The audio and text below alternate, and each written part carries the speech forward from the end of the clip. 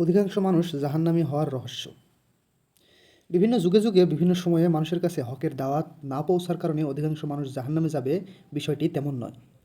বরং কারো কাছে দাওয়াত না পৌঁছানোর দরুন হক থেকে বিমুখতার জন্য আল্লাহ তাকে পাকড়াও করবেন না। বস্তুত তিনি প্রত্যেক যুগে রাসূলদের পাঠিয়েছেন। তিনি ইরশাদ করেন, কোনো রসুল না পাঠানো পর্যন্ত আমি কাউকেই শাস্তি দেই না। তাই আল্লাহ তাআলা প্রত্যেক জাতির কাছে সতর্ককারী প্রেরণ করেছেন। তিনি বলেন, এমন কোনো সম্প্রদায় নেই যাতে সতর্ককারী আসেনি। তথাপি প্রত্যেক যুগে নবীদের অনুসারীদের সংখ্যায় সবচেয়ে কম ছিল এবং কাফিরদের সংখ্যা বেশি ছিল।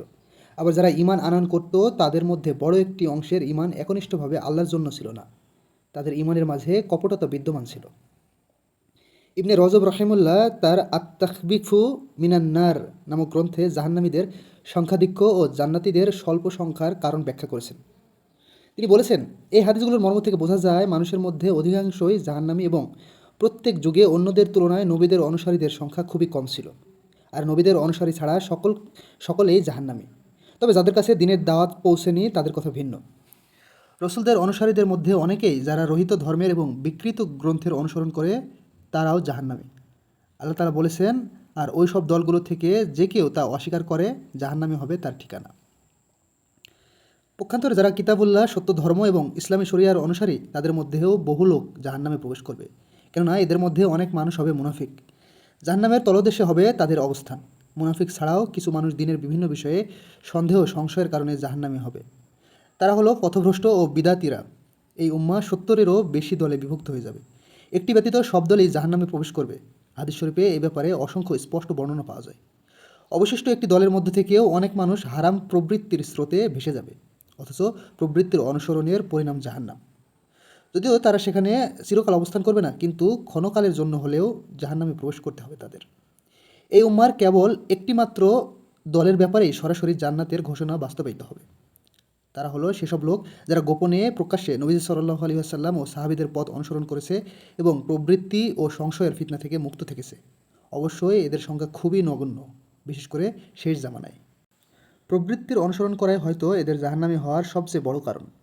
মানবহৃদয়ের গভীরে সৃষ্টিগতভাবে প্রবৃত্তির প্রেম গেঁথে দেওয়া হয়েছে। আল্লাহ তাআলা ইরশাদ করেন, মানবকুলকে মোহগ্রস্ত করেছে নারী, সন্তান সন্ততি, রাশিকৃত স্বর্ণরৌপ্য, চিহ্নিত অশ্ব, গবাদি পশুরাজি এবং ক্ষেতখামারের মতো আকর্ষণীয় বস্তু সামগ্রী। এসবই হচ্ছে পার্থিব জীবনের ভোগ্য বস্তু। অধিকাংশ মানুষ নিজের খেয়াল খুশি মতো প্রবৃত্তির চাহিদাগুলো পূরণ করে, আল্লাহর শরিয়াকে তোয়াক্কা করে না। অনেকেই তাদের পূর্বপুরুষের ভ্রষ্ট পথ ও পন্থাকে আঁকড়ে থাকে।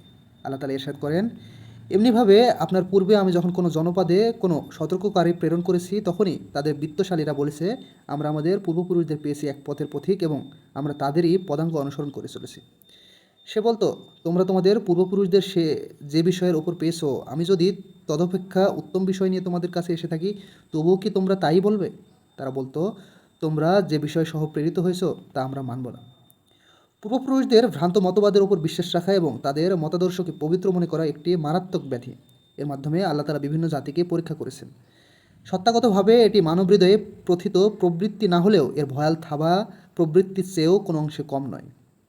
ইমাম তিরমিজি, আবু দাউদ ও নাসাই রাহিমাহুল্লাহ আবু হুরায়রা রাদিয়াল্লাহু আনহু এর সূত্রে বর্ণনা করেছেন যে রাসূল সাল্লাল্লাহু আলাইহি ওয়াসাল্লাম বলেছেন, আল্লাহ তাআলা জাহান্নাম সৃষ্টি করে বললেন, হে জিবরিল, যাও জাহান্নাম দেখে আসো। তাই তিনি গিয়ে জাহান্নামের দিকে তাকালেন। অতঃপর এসে বললেন, হে আমার রব, আপনার ইজ্জতের শপথ, কেউ জাহান্নাম সম্পর্কে জানলে আর সেখানে প্রবেশ করবে না। তারপর আল্লাহ তাআলা জাহান্নামকে প্রবৃত্তি দ্বারা ঢেকে দিয়ে বললেন, হে জিবরাইল, এবার গিয়ে দেখে এসো। এরপর তিনি দেখে এসে বললেন, হে আমার রব, আপনার ইজ্জতের শপথ, আমি আশঙ্কা করছি কেউ জাহান্নামে প্রবেশ করা থেকে বিরত থাকতে পারবে না।